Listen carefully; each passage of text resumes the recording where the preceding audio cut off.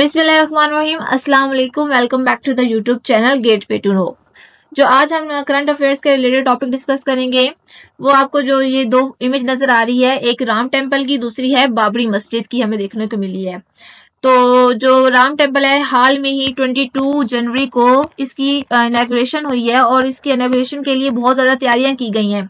जो इंडिया का मीडिया था उसने बहुत ज़्यादा इसको हाईलाइट की है और मीडिया ने इसको बहुत ज़्यादा कवरेज की है। तो हमने इस देखा कि यहाँ पे बहुत ज़्यादा इसके लिए तैयारियां की गई हैं। यहाँ पे बहुत ज़्यादा गेस्ट बुलाए गए हैं, तकरीबन 7,000 के तकरीबन जो गेस्ट थे यहाँ पे बुलाए गए हैं। तो लेकिन साथ ही इस टेम्पल राम टेम्पल के लिए हमें क्या बहुत ज्यादा कंट्रोवर्सीज देखने को मिली है, वो हम उसके फैक्ट्स को डिस्कस करेंगे। और जो दूसरी साइड हमें नजर आ रही है वो बाबरी मस्जिद है, इसको भी हम डिस्कस करेंगे। ये कब तामीर हुई थी? ये हुई थी 1528 में हुई थी, जो कि बाबर ने की थी। तो हम इसको आगे देखते हैं। स्टूडेंट, फिर जो कंट्रोवर्सी हमें देखने को मिली है वो राम मंदिर पे, वो ये है कि जो राम मंदिर है वो किस पे तामीर की गई है? बाबरी मस्जिद पे तामीर की गई है। जो बाबरी मस्जिद थी वो 5 साल से तामीर की गई थी। किसने? जो हमारे रूलर हैं बाबर, ज़हीरुद्दीन बाबर, उसके नाम पर ये तामीर की गई थी 1528 में। तो जो कि 5 साल तक तामीर थी, लेकिन 1992 में क्या हुआ कि इसको हिंदुओं ने शहीद कर दिया और जिसमें 2000 के करीब मुसलमानों की डेथ हुई। और ये कंट्रोवर्सी हमें क्यों देखने को मिली कि हिंदू जो थे उनका मानना था कि जो बाबरी मस्जिद है वो किस पर तामीर की गई है? एक मंदिर पे तामीर की गई है, इसलिए ये हमें कंट्रोवर्सी देखने को मिली है। और ये जो हमें सबसे पहले पता होना चाहिए कि जो इनॉग्रेशन हुई थी इस मंदिर की वो कब हुई थी? 22 जनवरी 2024 को। और इसमें 7,000 के करीबन जो गेस्ट थे वो बुलाए गए थे। और यहाँ पे जो गेस्ट थे ना वो इंडिया के टॉप स्टार्स थे और टॉप। फिर जो हमें स्टेप नजर आया राम मस्जिद की तामीर का, तो ये एक मोदी साहब के लिए, जो गवर्नमेंट है उसके लिए बहुत ज्यादा फायदेमंद है। क्योंकि ये जो अभी आने वाले हैं इलेक्शंस इंडिया में, जो कि है मार्च अप्रैल में है। तो एक हम ये कि मोदी साहब की अचीवमेंट थी जिसमें उनको पब्लिक सपोर्ट की बहुत ज्यादा जरूरत थी। स्टूडेंट, फिर हम देखते हैं जो मोदी साहब थे उन्होंने इस इनॉग्रेशन में क्या किया, जो इस मूर्ति को क्या इंस्टॉल किया मंदिर के अंदर। तो सबसे पहले हमें ये पता होना चाहिए जो अयोध्या जगह है ये इंडिया के लिए बहुत ज्यादा सिग्निफिकेंस रखता है, क्योंकि इनका मानना है कि जो राम, हमें तस्वीर नजर आ रही है, जो राम है इनकी जन्म हुई थी कहाँ? इस जगह पे हुई है। तो इसी वजह से जो हिंदू थे इन्होंने 2019 में क्या किया, ये केस सुप्रीम कोर्ट के हवाले कर दिया और सुप्रीम कोर्ट ने इसको जो जमीन है उसको ट्रस्ट के एक हवाले कर दिया और जो ट्रस्ट है इसलिए उसी ने ये राम मंदिर बनाया। स्टूडेंट, फिर हम अगर हिस्टोरिकल कॉन्टेक्स्ट के रिलेटेड बात करें तो जो मस्जिद थी वो तामीर की गई थी 1528 में। और बाबरी मस्जिद जो कि बाबर के नाम पे मीर बाकी ने, ये जो उनके कमांडर थे, उसने तामीर की थी। फिर हमने देखा कि 1853 में हमें कंट्रोवर्सी देखने को मिली। जो हिंदू मजहबी के लोग थे उन्होंने क्या क्लेम किया, इल्जाम लगाया कि ये जो मस्जिद है ये किस पे तामीर की गई है? एक टेम्पल पे तामीर की गई है। तो हमने देखा कि लेकिन जो टेंशन थी जो बढ़ती गई और इवन के 1859 में ब्रिटिश ने क्या किया कि इस मस्जिद को 2 हिस्सों में तकसीम कर दिया और मुसलमानों से कहा कि वो अपनी इबादत अंदर करें और जो हिंदू हैं वो बाहर से इनमें करें। ये उनकी तरफ से तो फैसला सही था, लेकिन जो हिंदू थे इन्होंने इस पर एतराज किया और उनको ये फैसला नहीं मानना था उन्होंने। तो फिर हमने देखा कि जो 2 कौमी नजरिया था वो कायद आजम का बिल्कुल ठीक था, लेकिन हिंदू जो कायद को कहते थे कि ये क्यों आप करें, हम तो एक सेकुलर स्टेट है।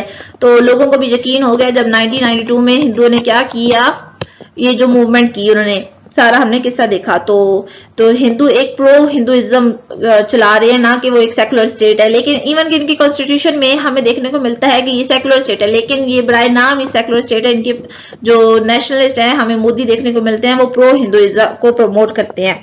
और हमने फिर देखा कि पहले 1949 से पहले जो मुस्लिम थे वो अपनी इबादत मॉस्क में उसमें करते थे, लेकिन 1959 में क्या हुआ कि जो हिंदू थे उन्होंने क्या किया, अपने जो बुत थे वो उठा के मस्जिद के अंदर रख दिए। तो कोई भी अब लोगों में हिम्मत नहीं थी कि वो हिंदू जो मुसलमानों में कि जो उनकी बुत है उनको वापस निकाला जाए। तो वो एक डिस्प्यूटेड टेरिटरी का हक कहकर वहां के जो गेट थे उनको लॉक कर दिया गया और वो मामला वैसे ही चलता रहा।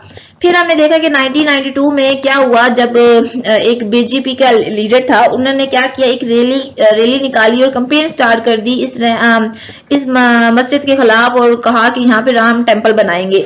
तो हमें यहाँ पे देखा कि जो 1992 में हमें काफी ज्यादा यहाँ पे जो रॉयट्स देखने को मिले, वायलेशन हुई और लोगों को मारा भी गया और मस्जिद को शहीद कर दिया गया।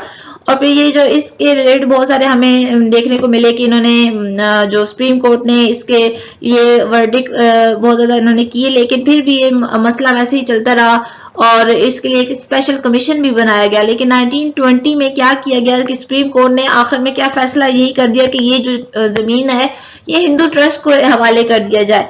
और जो हिंदू ट्रस्ट थी वो इवन के बाद में बनाया गया और फिर हिंदू ट्रस्ट ने 2020 में इसकी जो तामीर का काम था स्टार्ट कर दिया था।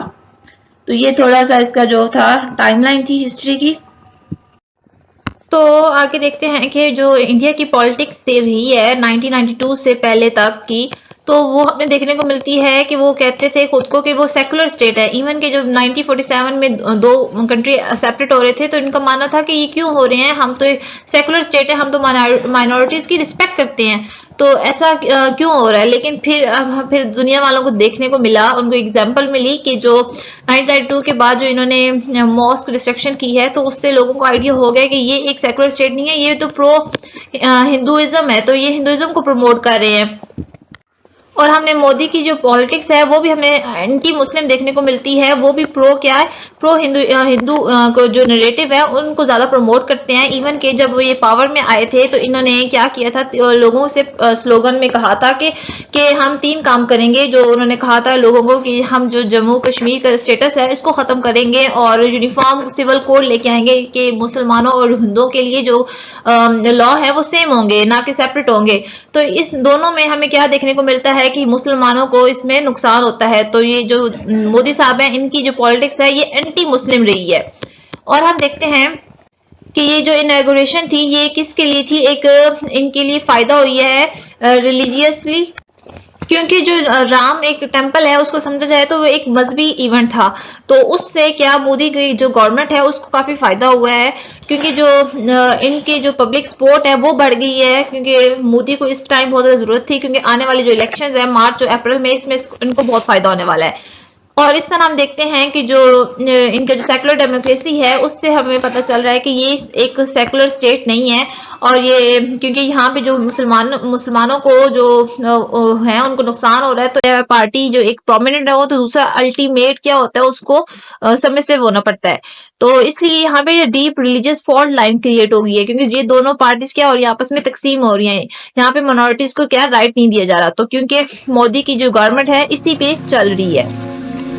स्टूडेंट हमें ये कंट्रोवर्सी देखने को मिली है, लेकिन पाकिस्तान और इंडिया में हम देखते आए हैं बहुत सारी टेंशन्स होती हैं। तो जो पाकिस्तान को के लिए अच्छा होता है वो इंडिया उसको अगेंस्ट जा रहा होता है, जो इंडिया के लिए होता है चीज़ें अच्छी होती है वो पाकिस्तान उसके अगेंस्ट जाता है। तो ये हमें हिस्टोरिकली देखते आ रहे हैं, तो आगे भी आज भी ऐसा ही हुआ और पाकिस्तान इसको काफ़ी ज़्यादा इसने क्रिटिसाइज़ किया इस पर।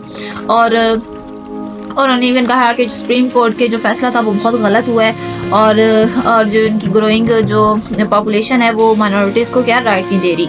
और इवन के जो ग्लोबल के बारे में देखें तो यहाँ पे जो OIC है उसने भी वॉइस राइज की है अगेंस्ट हिंदू के, ये गलत इनका वे था।